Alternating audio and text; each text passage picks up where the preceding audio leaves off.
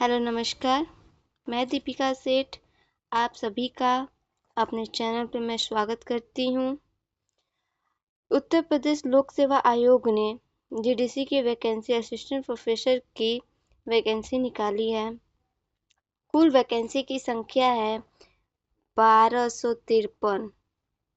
1253 vacancy है, जिसमें से एजुकेशन के लिए आप देख सकते हैं 14 सीट निर्धारित की गई है, जिसमें से 2 सीट महिलाओं के लिए है। तो 2 सीट महिलाओं के लिए है, तो इसका सिलेबस मैं आज लेकर आई हूँ आप लोगों के लिए कि इसका सिलेबस हम इसके सिलेबस के बारे में आज हम पढ़ेंगे कि सिलेबस में क्या-क्या है। तो सिलेबस अगर की बात करें तो सिलेबस अगर जिसने भी यूजीसी नेट एजुकेशन का एग्ज़ाम दिया होगा, सिलेबस एकदम डिट्टो वैसा ही है।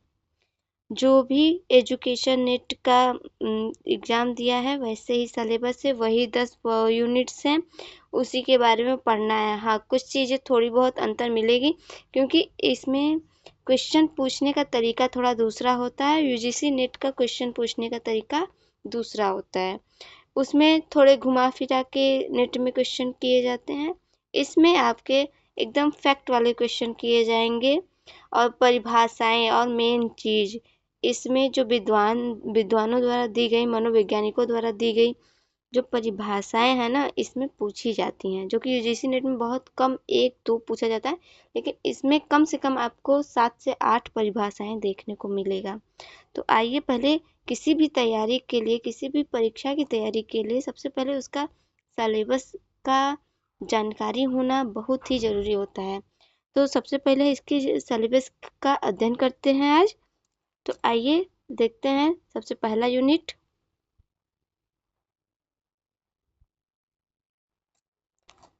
पहला यूनिट आपका है शिक्षा के दार्शनिक और समाजशास्त्रीय आधार।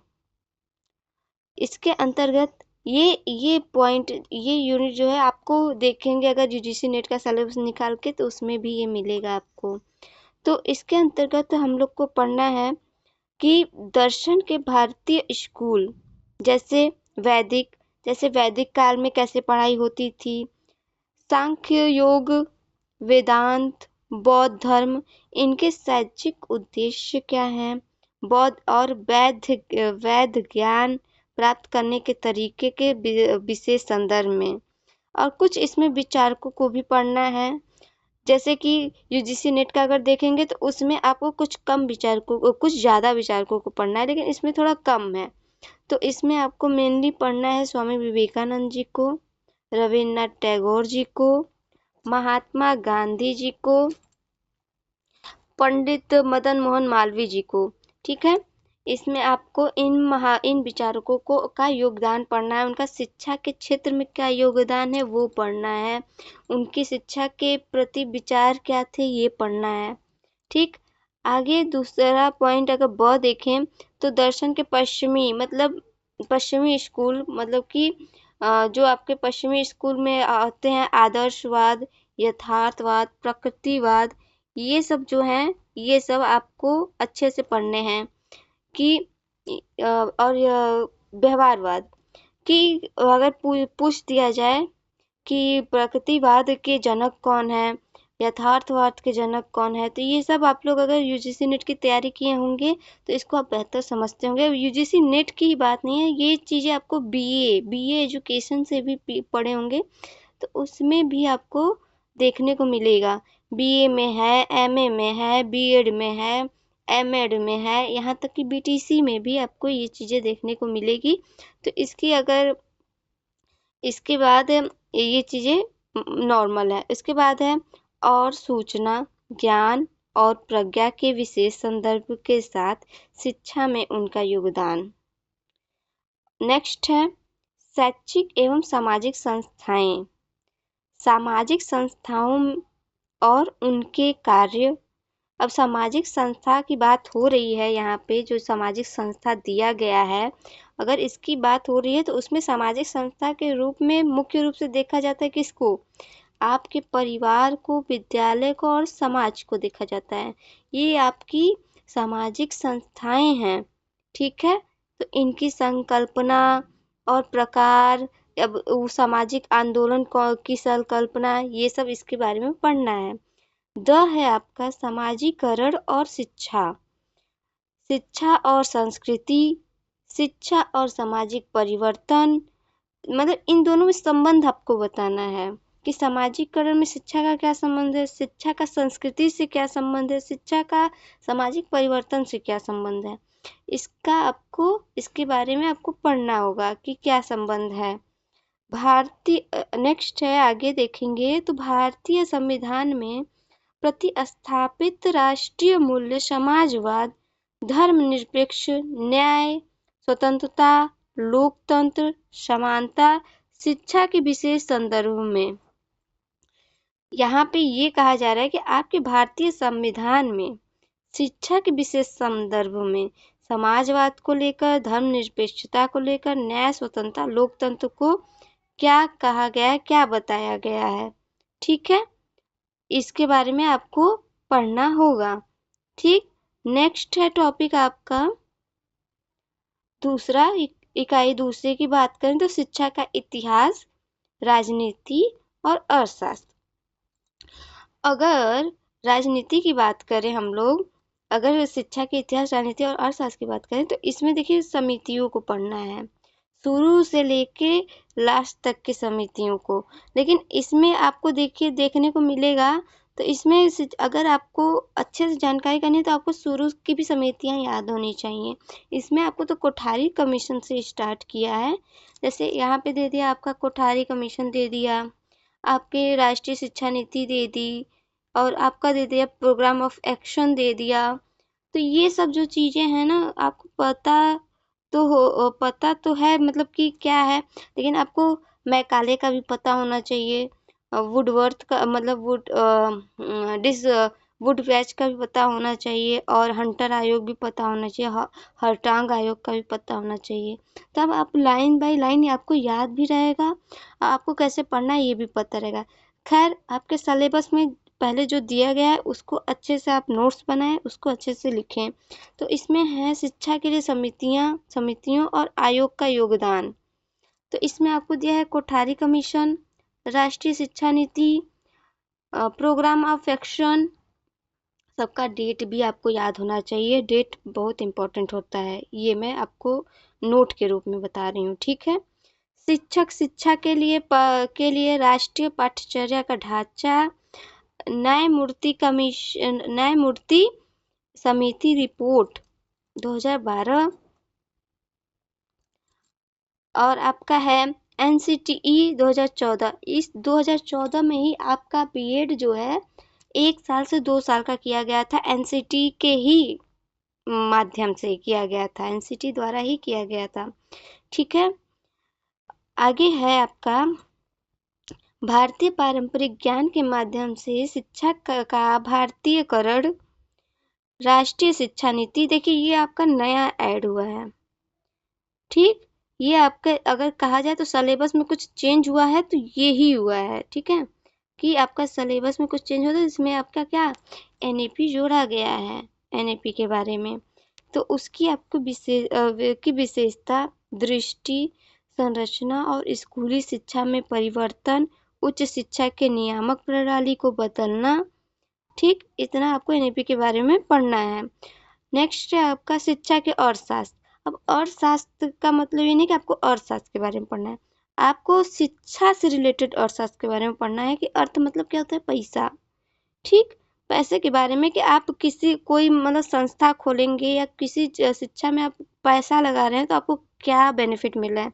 ठीक है, इसके बारे में आपको पढ़ना है।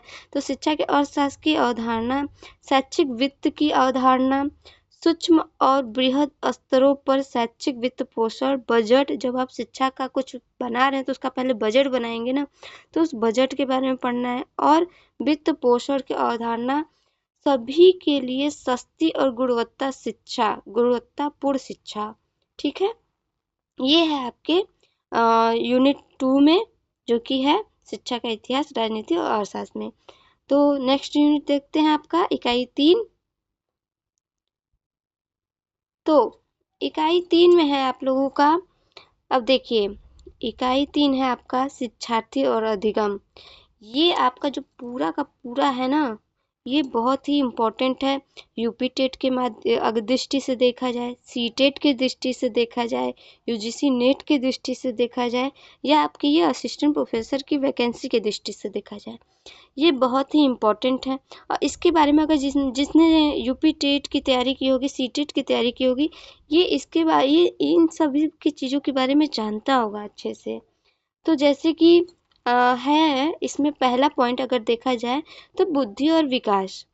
बुद्धि और विकास के बारे में अगर पढ़ें तो उसका है अवधारणा और सिद्धांत, संज्ञानात्मक प्रक्रियाएं और संज्ञानात्मक विकास के चरण, जो जीन पियाजे दिए हैं आपके संज्ञानात्मक विकास के चरण, वही सब आपको पढ़ने हैं इसमें। और नेक्स्ट है व्यक्तित्व। व्यक्तित्व की परिभाषा और सिद्धांत, मानसिक स्वास्थ्य और मानसिक स्वच्छता। ठीक।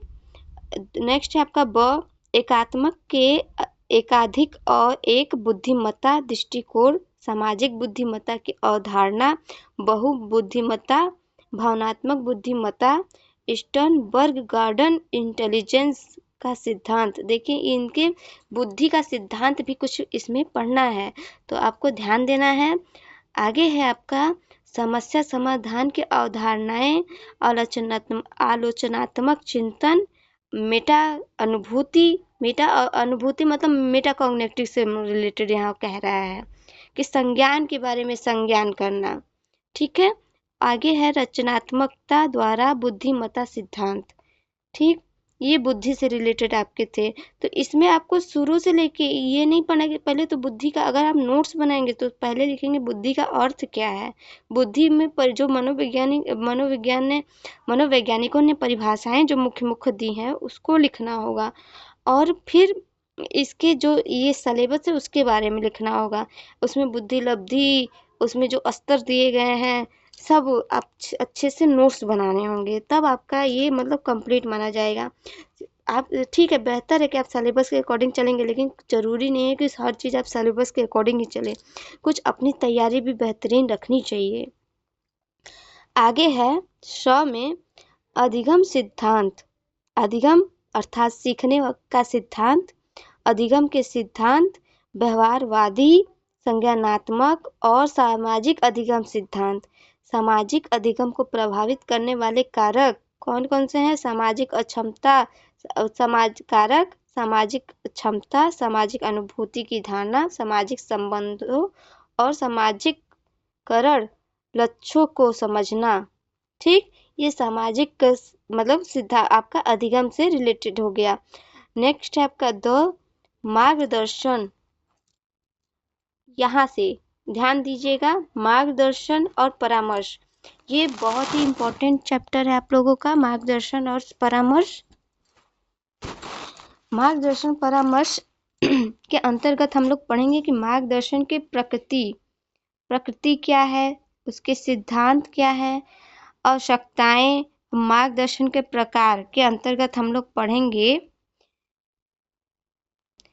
शैक्षिक मार्गदर्शन कि शिक्षा के क्षेत्र में कौन सा मार्गदर्शन दिया जाता है, व्यावसायिक मार्गदर्शन, व्यक्तिगत मार्गदर्शन, स्वास्थ्य मार्गदर्शन और सामाजिक, निर्देशात्मक, गैर निर्देशक और उदार।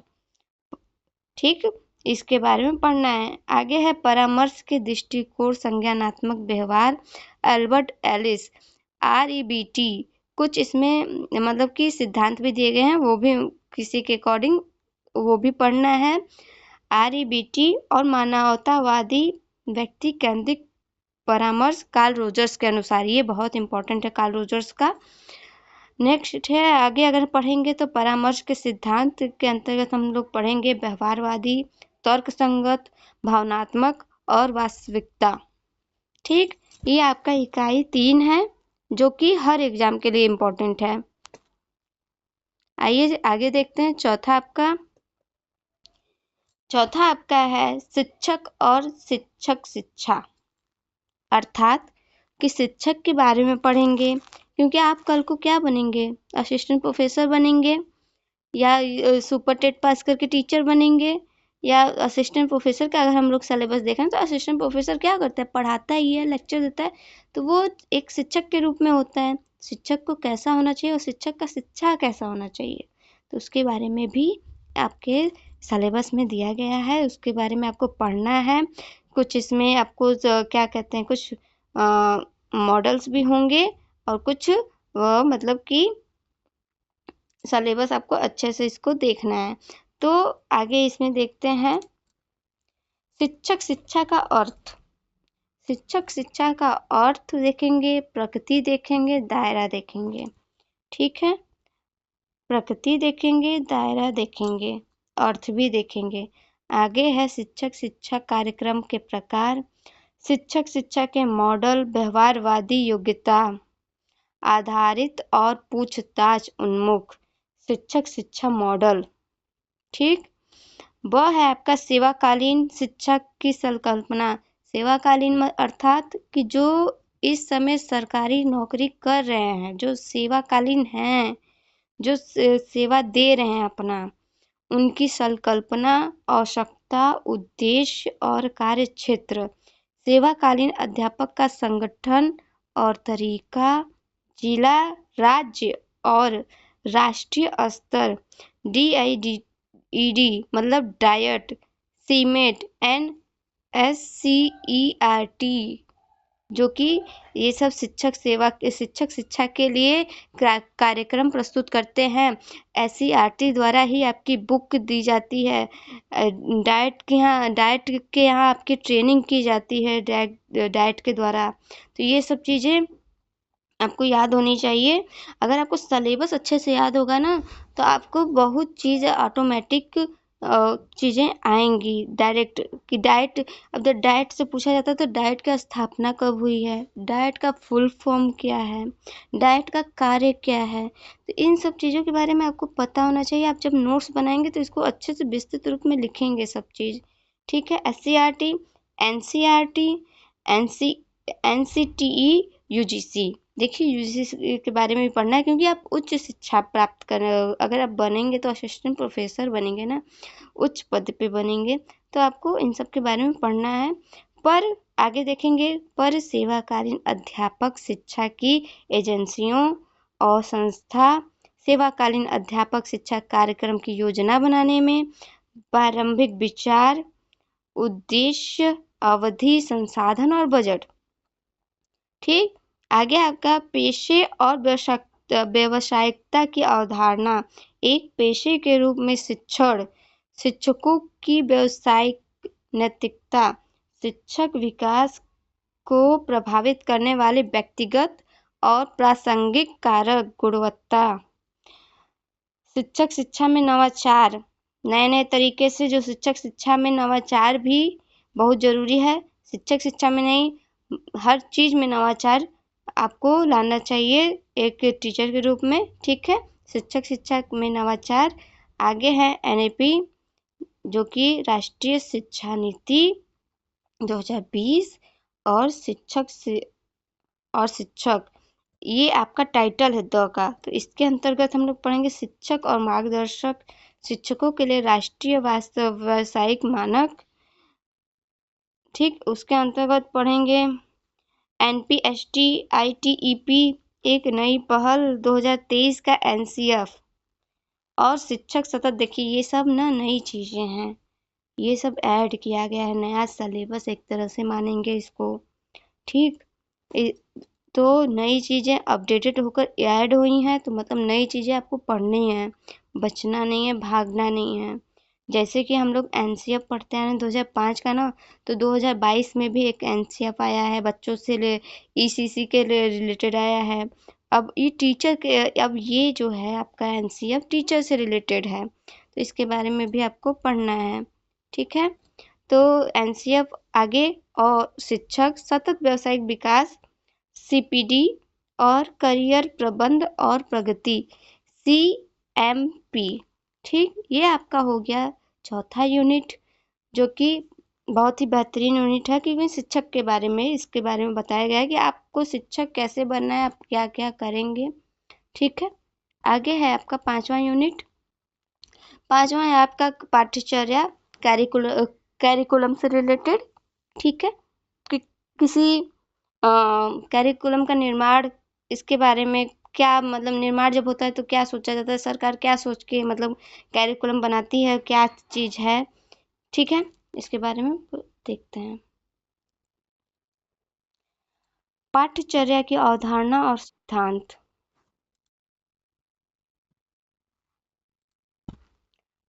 पाठ्यचर्या योजना का आधार, दार्शनिक आधार राष्ट्रीय लोकतांत्रिक, ठीक है। जैसे कि पाठ्यचर्या का अर्थात ये मतलब है कि वो लोकतांत्रिक आधारित हो, राष्ट्रीय हो, न कि राजतंत्रीय हो, न कि मतलब कि राजतंत्रीय हो कि मतलब किसी एक के बारे में, राजा के ही बारे में बताया जाए कि राजा अच्छा है, इससे वैसे नहीं। लोकतांत्रिक हो, लोगों के हित में पाठ्यचर्या बनाई गई हो, ठीक।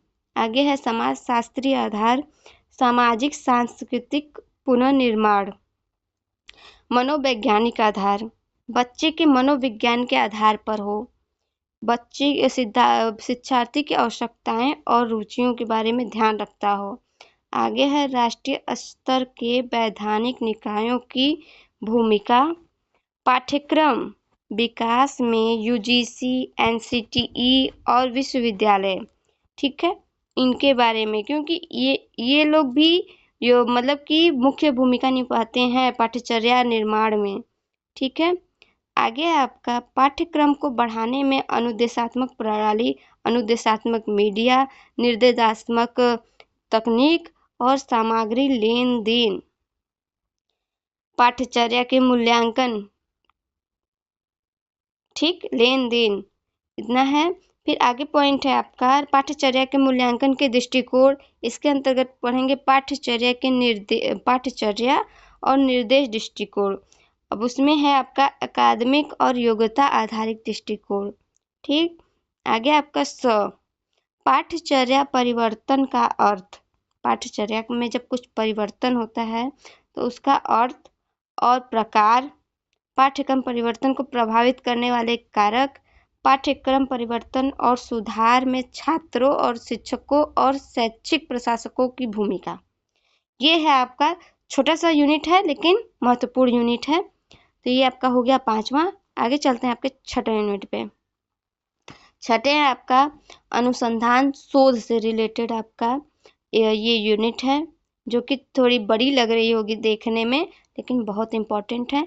यूजीसी नेट की भी अगर कोई तैयारी कर रहा होगा तो उसमें भी ये यूनिट बड़ी दी गई है, क्योंकि आप एक उच्च पद के बनेंगे प्रोफेसर, तो प्रोफेसर बनने के बाद आप अगर असिस्टेंट प्रोफेसर कोई होता है तो ना, तो उसका पीएचडी करना अनिवार्य होता है। अगर आप नेट पास में भी एग्जाम पास कर लिए ना तो आपको पीएचडी करना अनिवार्य होगा, आपको पीएचडी कराया जाएगा। तो पीएचडी अर्थात शोध, आप किसी पे रिसर्च करेंगे, शोध करेंगे तो उसके बारे में आपको पता होना चाहिए, ठीक है। तो इसमें पढ़ेंगे आपका पहला है आपका, इसमें देखिए है पहले शैक्षिक अनुसंधान, शिक्षा के क्षेत्र में अनुसंधान, ठीक है। शैक्षिक अनुसंधान का अर्थ और दायरा, अर्थ, विशेषताओं और वैज्ञानिक पद्धति के प्रकार, ठीक है। इसमें अब प्रकार कितने होते हैं, इसमें आप खोजपूर्ण, व्याख्यात्मक, वर्णनात्मक, ठीक है। आप वैज्ञानिक पद्धति का अगर प्रयोग करके शैक्षिक अनुसंधान करते हैं तो वो 3 प्रकार से होंगे, खोजपूर्ण, व्याख्यात्मक, वर्णनात्मक, ठीक है। अब अनुसंधान के प्रकार, अब उसमें होता है आपके मौलिक, अनुपयुक्त और क्रिया, ठीक है। आप कुछ नया सोचेंगे, मौलिक अर्थात वही होता है कुछ नया करके, आप कुछ पुरानी सोच को दूसरे पे मतलब अप्लाइड करके करेंगे तो अनुपयुक्त, और कुछ क्रिया तुरंत करके करेंगे तो वो हो जाएगा क्रियात्मक, ठीक है। तो ये है आपका अनुसंधान के प्रकार। नेक्स्ट है शैक्षिक अनुसंधान के दृष्टिकोण, ठीक है। आप उसको किस दृष्टिकोण से देख रहे हैं, वो मात्रात्मक है, गुणात्मक है, कौन सी विधि अपनाएंगे आप शैक्षिक अनुसंधान करने में कि ठीक है, कौन से दृष्टिकोण अपनाएंगे, तो आप मात्रात्मक अपनाएंगे कि मतलब गुणात्मक का अनुसंधान करके मतलब दृष्टिकोण अपनाएंगे। नेक्स्ट है आगे आपका शैक्षिक अनुसंधान में डिजाइन,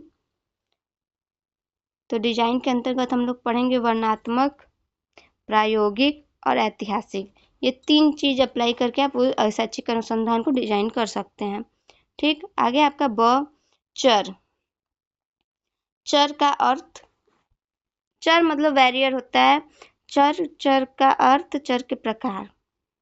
ठीक है, तो चर के प्रकार के अगर बात करेंगे तो उसमें एक स्वतंत्र चर होता है, आश्रित चर, बाहरी चर, हस्तक्षेप करने वाले और मॉडरेट। ठीक, इतने प्रकार के चर होते हैं। आगे है आपकी परिकल्पना, हाइपोथेसिस। ठीक है, तो आपका है परिकल्पना की अवधारणा, स्रोत और प्रकार। प्रकार में अगर देखेंगे तो अनुसंधान, दिशात्मक, गैर दिशात्मक, शून्य। ठीक, परिकल्पना तैयार करना, एक अच्छी परिकल्पना के लक्षण क्या है, एक शोध प्रस्ताव लिखने के चरण, नमूना विशेषताएं, नमूनाकरण की तकनीकी के अंतर्गत पढ़ेंगे हम लोग संभाव्यता और गैर संभाव्यता, नमूनाकरण। आगे है आपका अनुसंधान के उपकरण।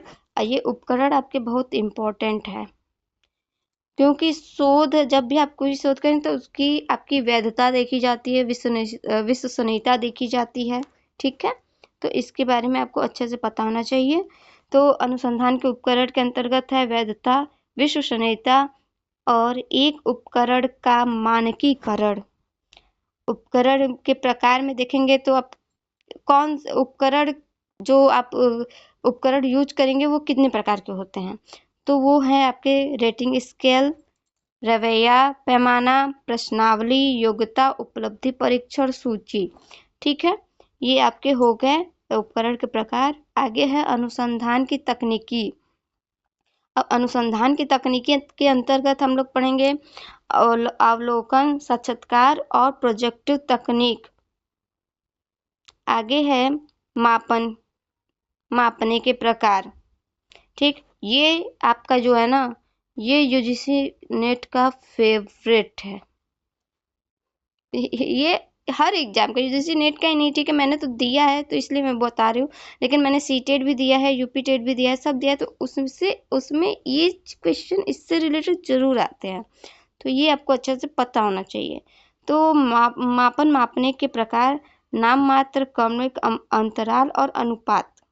ठीक, आगे है आपका मात्रात्मक डेटा विश्लेषण, वर्णनात्मक डेटा विश्लेषण, केंद्रीय प्रवृत्ति परिवर्तन, प्रत्यय सीमा और डाटा।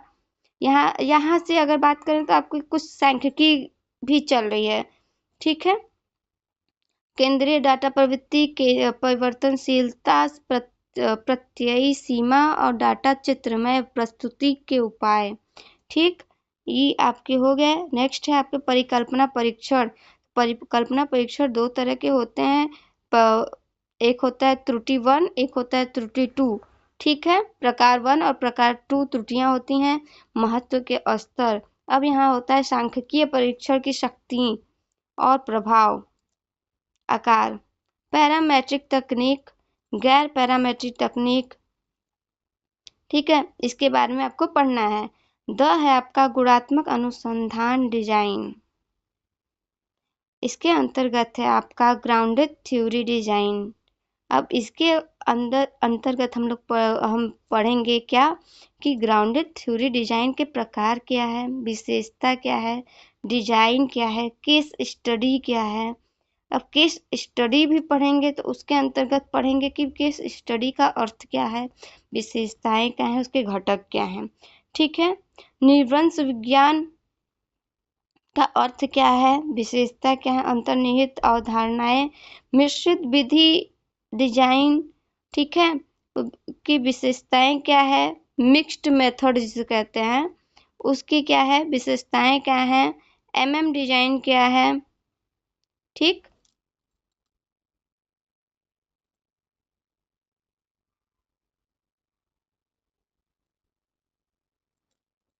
ठीक है, अब यहाँ पे एमएम डिजाइन तक तो हो गया था। तो उसके बाद है डिजाइन के प्रकार, त्रिकोणीयता, व्याख्यात्मक और खोजपूर्ण डिजाइन।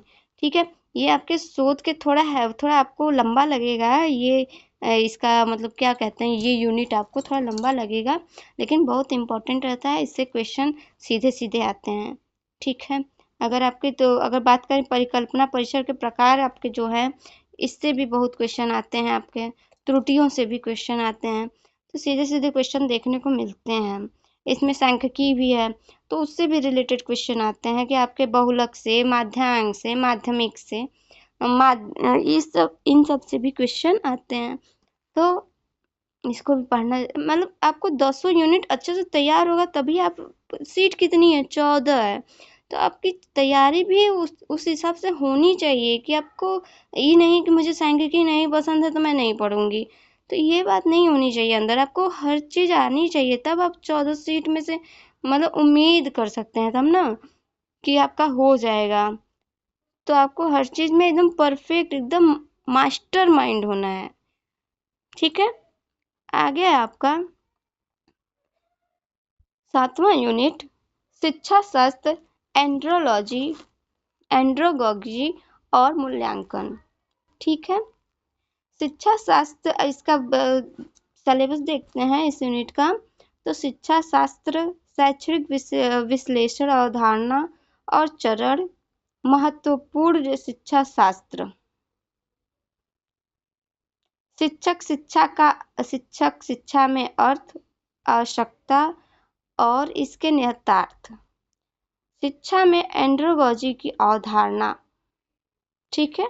एंड्रोगॉजी मतलब होता है, जैसे शिक्षा शास्त्र, जैसे एंड्रोगॉजी होता है आपको एडल्ट के लिए होता है, ठीक है।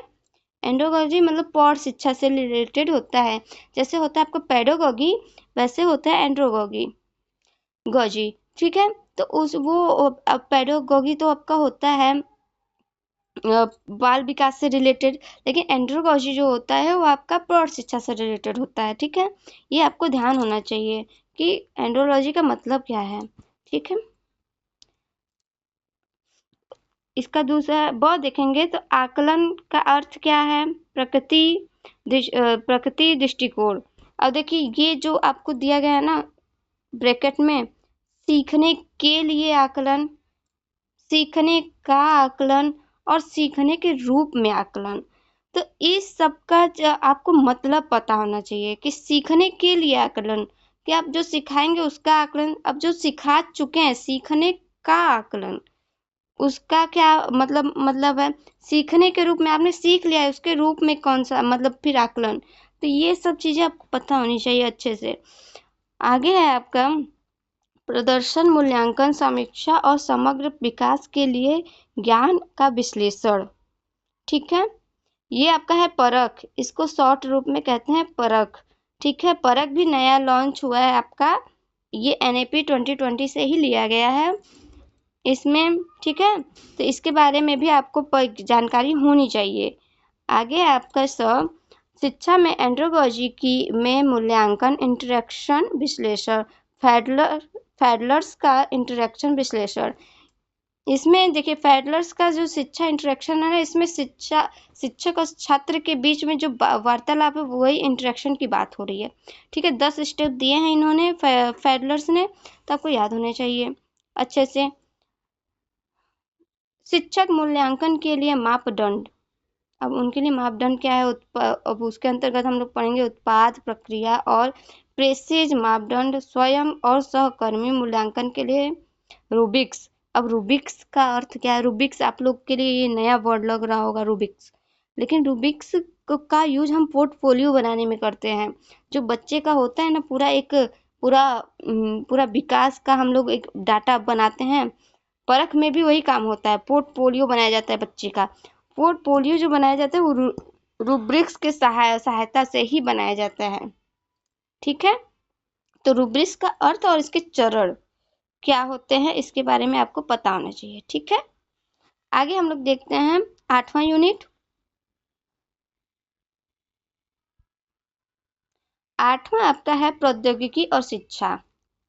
प्रौद्योगिकी और शिक्षा का अर्थ सीधे सीधे यही है कि अब शिक्षा के क्षेत्र में टेक्नोलॉजी का यूज, ठीक है। अगर आप जितने सिंपल तरीके से पढ़ेंगे उतने सिंपल तरीके से आपको याद होगा, उतने सिंपल तरीके से आप समझ पाएंगे। अगर आपको समझना है तो वर्ड को एकदम सिंपल तरीके से लाइए कि हाँ हमारे जैसे शिक्षा में टेक्नोलॉजी आज अगर मैं ये यूज भी कर रही हूँ ना, मैं आपको ये पढ़ा रही हूँ मोबाइल के थ्रू या लैपटॉप के थ्रू पढ़ा रही हूँ ना, तो ये भी एक शिक्षा का तकनीकी है ना, टेक्नोलॉजी है ना, कि मैं घर बैठे ये चीज़ दे रही हूँ, ये चीज़ प्रोवाइड कर रही हूँ आप लोगों को, हर चीज़। तो ये शिक्षा के क्षेत्र में क्या है, टेक्नोलॉजी का यूज ही है। ठीक है, तो इसी के बारे में आपको पढ़ना है यूनिट 8 में। ठीक है, तो आइए पढ़ते हैं। इसमें है आपका एक अनुशासन के रूप में शैक्षिक प्रौद्योगिकी। ठीक है, एजुकेशन टेक्नोलॉजी की अवधारणा। इसके अंतर्गत पढ़ेंगे सूचना प्रौद्योगिकी, संचार प्रौद्योगिकी और सूचना और संचार प्रौद्योगिकी आईसीटी, और अनुदेशात्मक प्रौद्योगिकी, औपचारिक अनौपचारिक। देखिए ये सब चीज़ें बहुत इंपॉर्टेंट है। आपका औपचारिक हो गया, अनौपचारिक हो गया, खुली दूरस्थ शिक्षा, तो ये सब आपका ना बहुत इंपॉर्टेंट है। ठीक है, जैसे खुली का मतलब ये नहीं, खुली मतलब ओपन यूनिवर्सिटी की बात हो रही है, जैसे आपका इग्नू हुआ, राशि टंडन हुआ, तो ये सब इन सब के बारे में आपसे बात कर रहा है ये चैप्टर। ठीक है, आगे है आपका अनौपचारिक और समावेशी शिक्षा, शिक्षा प्रणालियों में शैक्षिक प्रौद्योगिकी के अनुप्रयोग।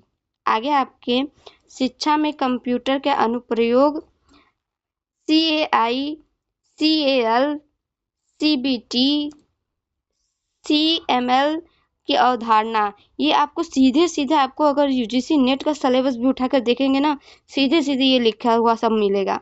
ठीक है, आगे है आपका उसके अवधारणा पढ़नी है। फिर ODLM तैयार करने की प्रक्रिया, ई लर्निंग की अवधारणा, ई लर्निंग के दृष्टिकोण, ऑफलाइन, ऑनलाइन, सिंक्रोनस, असिंक्रोनस। ठीक है, सिंक्रोनस एसिंक्रोनस का अर्थ भी अगर आप समझेंगे ना तो बहुत आसान है। ठीक है, इसको अगर मुझे हो सका तो मैं ये पढ़ाने का कोशिश करूँगी आपको, कि मैं पढ़ा सकूँ सारा का सारा चैप्टर आप लोग को, 10 यूनिट मैं कोशिश करूँगी। ठीक है, अगर मैं समझाऊंगी तो आपको ये सिंक्रोनस और सिंक्रोनस ये सब चीज़ें बहुत अच्छे से आपको ट्रिक वाइज बताऊंगी, अच्छे से कि समझ में आ जाए। आगे आपका सिंक्रोनस असिंक्रोनस, फिर ब्लेंडेड लर्निंग, मोबाइल लर्निंग। ठीक, आगे है आपका ई लर्निंग में उभरते हुए रुझान, सामाजिक शिक्षा अवधारणा, सीखने के लिए वेब 2.0 टूल का उपयोग, social networking sites, blog, chat, video conferencing, चर्चा मंच।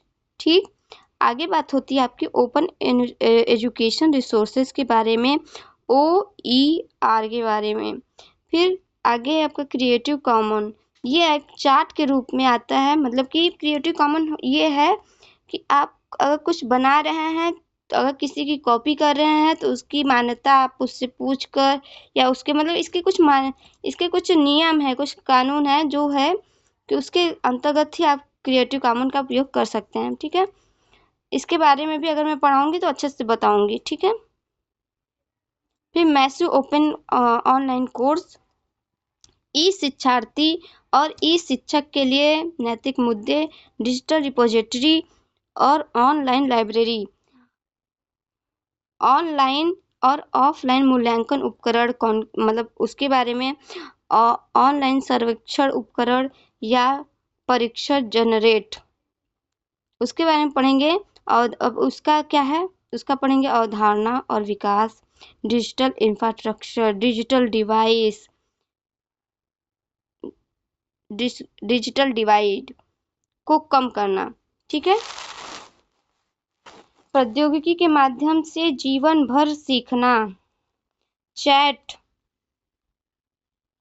शिक्षा में चैट जीपीटी। देखिए ये चैट जीपीटी भी ऐड हो गया है, ये नया है।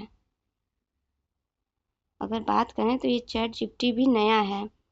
ठीक है, आपका चैप्टर में ऐड हुआ है।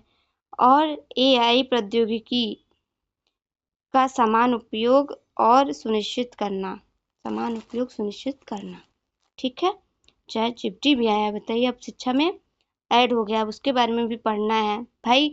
अब ईटी पढ़ रहे हैं, शैक्षिक प्रौद्योगिकी, तो हर चीज़ पढ़ना ही होगा, क्योंकि बहुत लोग शिक्षा के क्षेत्र में चैट जीपीटी का उपयोग कर रहे हैं। ठीक है, नेक्स्ट यूनिट है आपका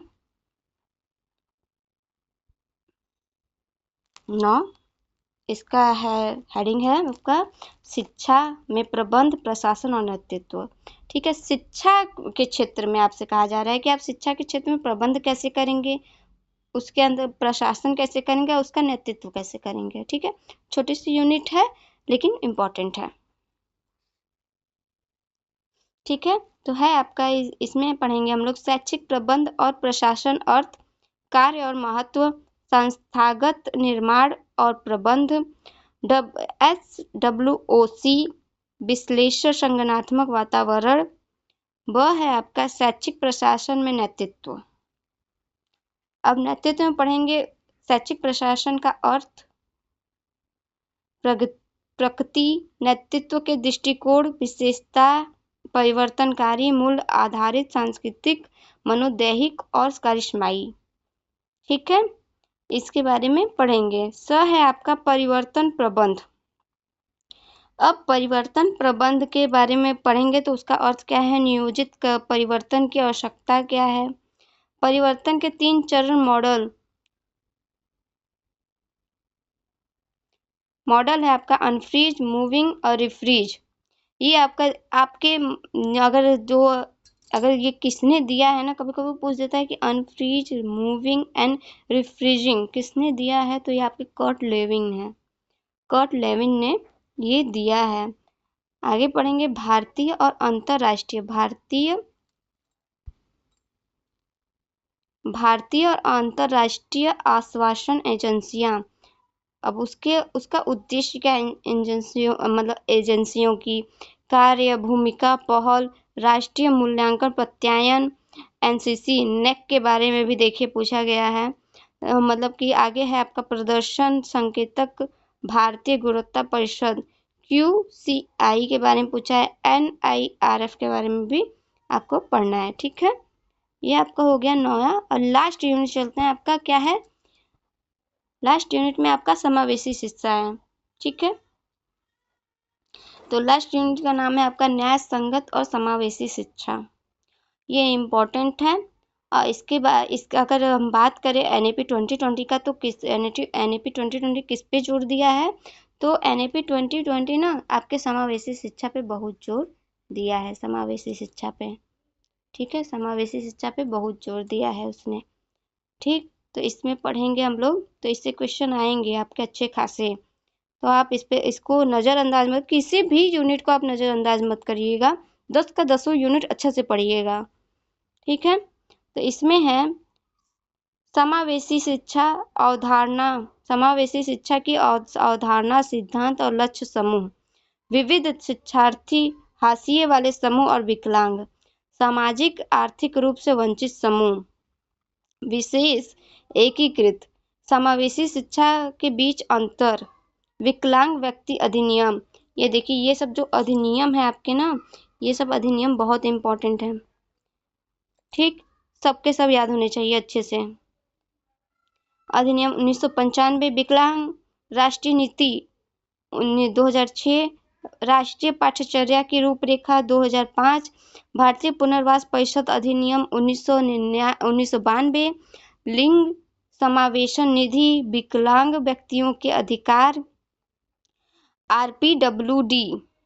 ठीक, अधिनियम 2016 ठीक है, इसको ध्यान दीजिएगा। विकलांगता की अवधारणा, विकलांगता का वर्गीकरण, स्कूल की तैयारी और समावेशन के मॉडल, ये आपको पढ़ना है। मॉडल क्या है, विधित शिक्षार्थियों के बौद्धिक, शारीरिक और एकाधिक विकलांगों के प्रकार, विशेषताओं और शैक्षिक आवश्यकताओं, समावेशन के लिए विविध शिक्षार्थी की पहचान। आपका अगर ध्यान देंगे तो समावेशी कक्षाओं की योजना और प्रबंध के अंतर्गत पढ़ेंगे हम लोग। बुनियादी ढांचा क्या होना चाहिए, मानव संसाधन और अनुदेशात्मक अभ्यास क्या होना चाहिए, विविध शिक्षार्थियों के लिए पाठ्यचर्या और पाठ्यचर्या अनुकूलन,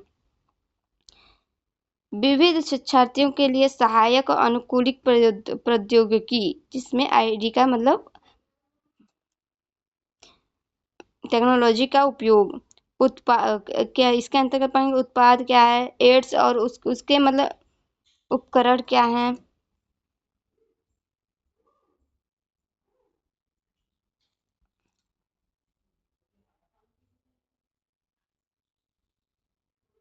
ठीक, आगे हम लोग पढ़ेंगे अगर